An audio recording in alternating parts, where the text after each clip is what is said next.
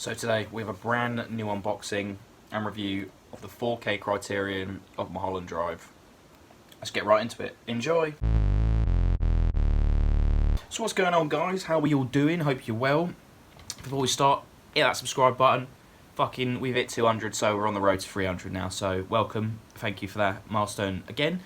If you're not following me on Instagram, it's in the corner right there. Fucking click it. It's going to be on this end of the corner, on this end of the screen now, isn't it? But yeah, as I said in the intro, Criterion have announced earlier in the year that they were doing their first ever 4K discs, and one of those discs was David Lynch's 2001 film Mulholland Drive, starring Naomi Watts. It's about a young woman who goes to Hollywood and everything starts going absolutely batshit wrong. There's There's love, there's jump scares, there's horror, there's drama, there's thriller elements. It's funny, you know. It's a David Lynch film. What do you expect? You're gonna get all his wackiness in there. But yeah, I really like this film. It is one of my favourites of his. Mulholland Drive is just such an interesting sort of film. Like I said, I really love this, and to be able to have it on 4K, I wasn't going to pass it up. And I have a region-free player now, so I thought I might as well pick it up because, yeah, how could I miss out? One thing I do say, though, the difference with this cover and like the Studio Canal DVD is the fact that the picture of Naomi Watts and what's her face, Laura Harring, they're blurred out, whereas on the Studio Canal release on the Blu-ray cover they're actually very clear. But yeah, it's very nice compared to like a normal one, like a normal Criterion. It's very thick. It's a thick boy. So obviously you get the Blu-ray and the 4K and Blu-ray combo edition. This film came out in 2001, like I said. It's 146 minutes. It's in color, 5.1 surround sound.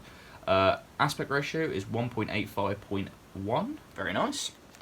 The director approved special editions. You get a brand new 4K digital restoration supervised by Lynch and Peter Demings. Oh, he's the cinematographer of the film. That's very nice. I always do like it when the director and the cinematographer come back together to do it, because then it's just like, I don't know, just seems to be a much better transfer. With 5.1 surround sound DTS HD audio master soundtrack, 4K Ultra HD disc only, one 4K Ultra HD disc with the film presented in Dolby Vision HDR, and one Blu-ray disc with the film and special features. Interview with Lynch. Interviews from 2015 with Lynch, Deming, and actors Naomi Watts, Justin Theroux, and Laura Harring, and composer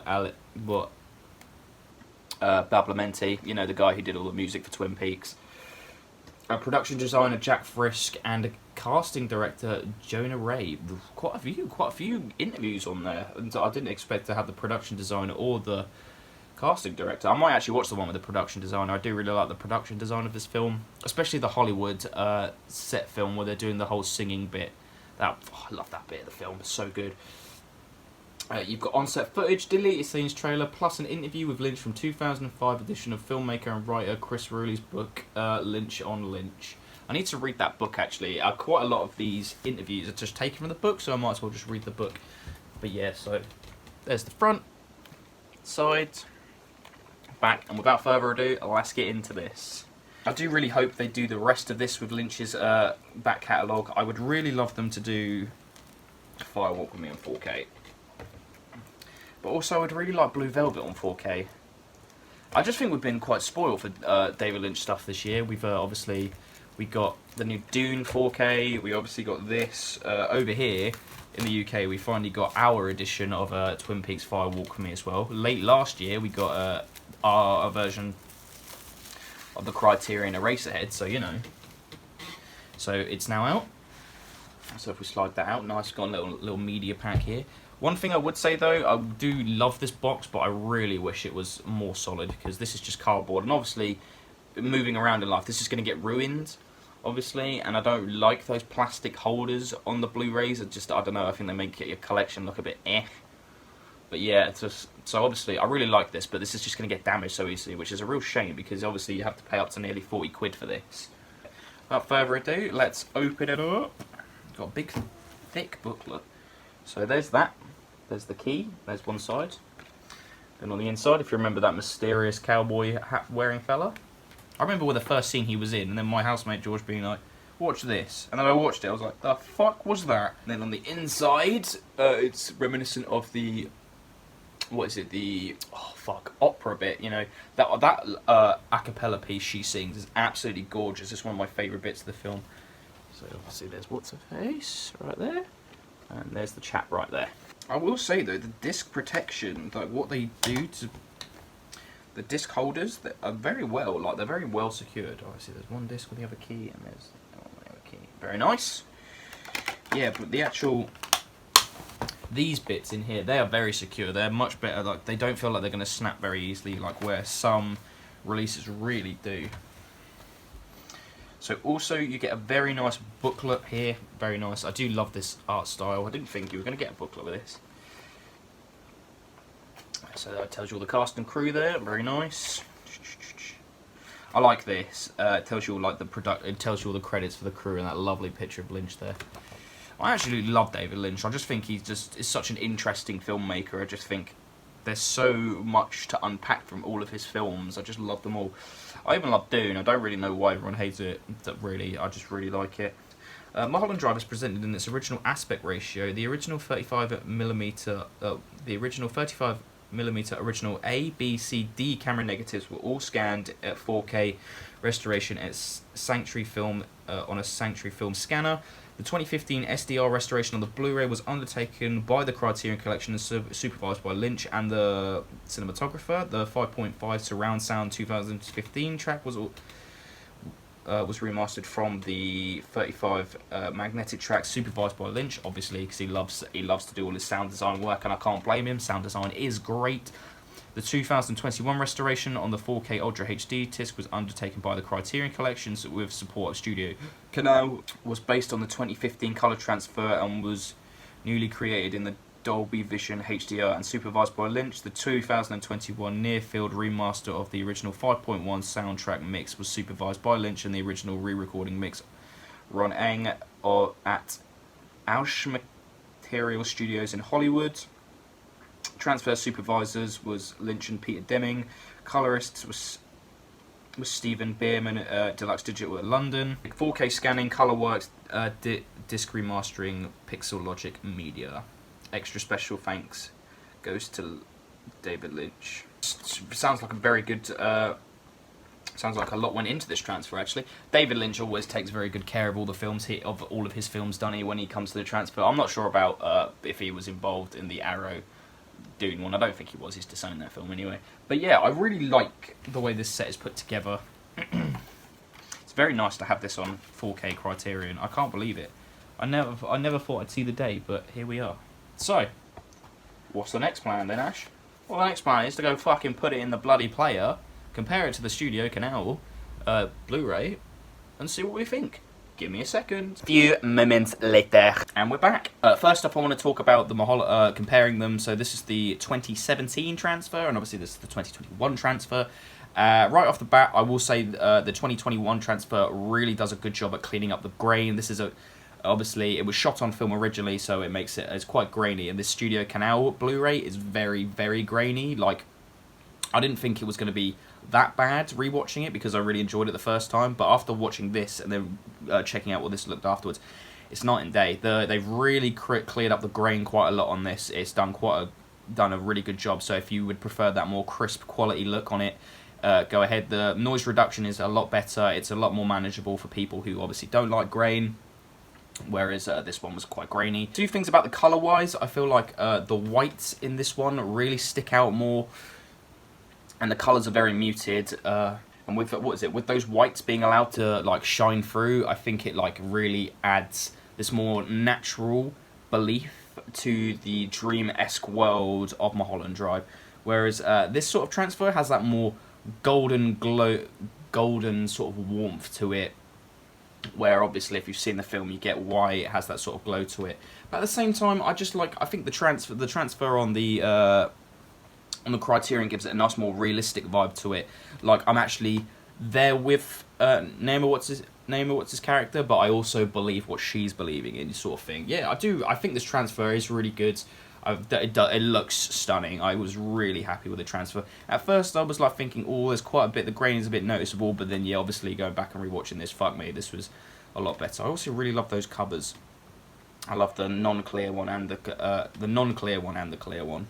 I will be keeping this DVD, Blu-ray though, because there's a few special features they haven't ported over, like I think Interview with Mary Sweeney. I don't think they've got that on here. No, so obviously the Interview with Mary Sweeney's not on here. There's a few other stuff. So yeah, like on here you get like back to Mulholland Drive and On the Road to Mulholland Drive, which you don't get on this release. So yeah, so obviously if you still have both, definitely keep both. I always try to keep both because obviously we'll say going forward, remember that this is these are American releases as well. So this is the Blu-ray discs are region A locked, so please be aware of that going into it. Now about the disc, before I talk about the actual film itself, I do have a problem with this.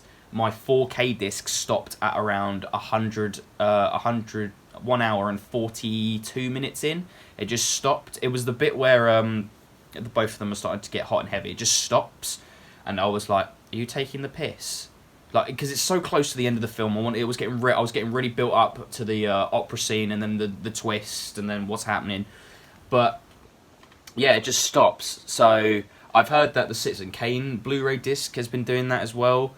But obviously it was my 4K disc, so I don't know if it's my player or if I'm gonna have to get a replacement disc. So I'm gonna email WoW HD, because that's where I got this from, saying there's a problem with the disc. Is it possible to get a new one, or just go to the Criterion collection, see if I can get a replacement disc. But yeah, it's a real shame actually, because I was so far into it. I was really enjoying the rewatch. I was having a great time sitting with my housemate and watching it.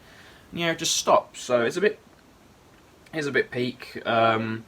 Also, I don't know what it is about this film. It's the same with this release and this release. You can't skip. It was really weird. So, because obviously I'd turn the player off, I'd turn it back on. I'd be like, I wouldn't resume the playback. I'd just skip and see if I could just skip over it. Every time I tried to skip it, it would just skip the entire film and then go back to main menu. Very strange. It just didn't have chapters in it, and it's very strange. I don't know why it didn't. And in this version of it didn't either. So I don't know if that was a part of the film, but a bit strange. The film itself, I'm going to talk a bit spoilery, so if you don't really want to know what's going on in the film, skip to this time code. Right, gone? Good. Yeah, so the film itself, obviously there is a car crash with Laura Harring's character. We just know what's going on. Naomi Watts turns up in LA to live her life of being a star, try to get this job. And then obviously there's a big conspiracy around Laura Harring. She's missing, she's gone missing. There's some flashback sort of thing. You know, it's like this whole, like, you don't really know what's going on. And then you get to the twist, and then the twist of everything basically you've seen is not really what it's seen. It's basically sort of the warped reality of how I personally interpret it. It's like the warped reality of Naomi Watts, like how she painted it, and then obviously how it actually was. I do like that. I was thinking about this theory yesterday. You know, obviously the guy has that the guy has the dream, and then the jump scare happens, the very famous jump scare, which I'm going to just mention right here, isn't scary. The first time I watched it, I didn't jump. It was very obvious a jump scare was coming. I don't know what everyone's always like. This is the best jump scare ever. I'm like, it's really not. It's just cheap. A jump scare is a jump scare. It's cheap horror. It doesn't give the same uncomfortableness as saying like watching Eraserhead or one of those really flashy dramatic scenes in Twin Peaks. You know, it doesn't give that same sort of vibe, which is a shame because I think Lynch can really do horror quite well actually. But anyway, enough of the jump scare. We're talking about the film. But the theory I had was, obviously he said that he had the same dream where they sat in the same bar. You never know. Maybe what we're seeing now is actually his dream, and then what actually the actual dream was actually what happened, sort of thing. You know, it's interesting. It's an interesting thing. That's what I like about Lynch's work. There's a lot of, you can just sit and talk theory about it for quite a while. But yeah, honestly, I do really like Mulholland Drive. It's really, really fun. It just has that quintessential Lynch feel to it. Obviously, I love the mystery. I love it all. But no, yeah, I do think the transfer is really good. I think it is a really good film. I do really like this edition. It's nice and bulky. Obviously, I have a few complaints, obviously, it being cardboard, but that's just Criterion. Obviously, my disc not working, that's annoying. And a few of the special features not being ported over. But apart from that, I think Criterion have done a really good job with putting this release together. I do think it looks better than the Studio Canal release. But yeah, obviously having a problem with the disc is a bit of a shitty thing. Like, I think that has been happening quite a lot. I'm going to leave a link to Films at Home. Jeff from Films at Home did a really good video about the Citizen Kane Blu-ray, and there's a lot of great points in there. I think a lot of people should really be should be aware of. So go watch that video because it's a really good, insightful video, honestly. But yes, that is my unboxing and review of the Mulholland Drive Criterion 4K from Wow HD. Well, it's not actually from Wow HD, that's where I bought it. But yeah, look at that. One more look. Very nice. And actually, we'll get one more look for the comparison for you. There you go. Very nice. Well, that being said, guys, thank you for watching this Criterion unboxing. I hope you did enjoy. Like I said, tomorrow I've got... tomorrow I have another Criterion unboxing review for you, so stick around for that one. Very excited to do that one as well. Yeah, basically I want to sit here and just say thank you for 200 subscribers. Like, again, I want to get real with you guys for a sec here, because obviously if you've sat through this whole video, props to the people who have sat through this video, I appreciate it. But I'm going to get real with you here for a sec now. Thank you for helping me hit 200 subscribers. I never thought I would hit 50, let alone 100 or 200, but I want to give a shout out to everyone who's been here, who's ever supported me, whoever's commented behind the scenes and in my comment section, and whoever wants to make videos with me. I really appreciate it. There's loads of great people out there in this community, and honestly, I can't wait to just keep growing and keep meeting new people, and hopefully make some content with some more people as well. That'd be great. I'd really like to do that as well. But yeah, that's saying, guys, thank you for watching this video. Here's the road to 300. Hope you have a great day. Let me know what you think of Mulholland Drive as a film. Yeah, that's about it, guys. Hope you have a great day. Go enjoy yourself. Go watch some films. And yeah. Bye!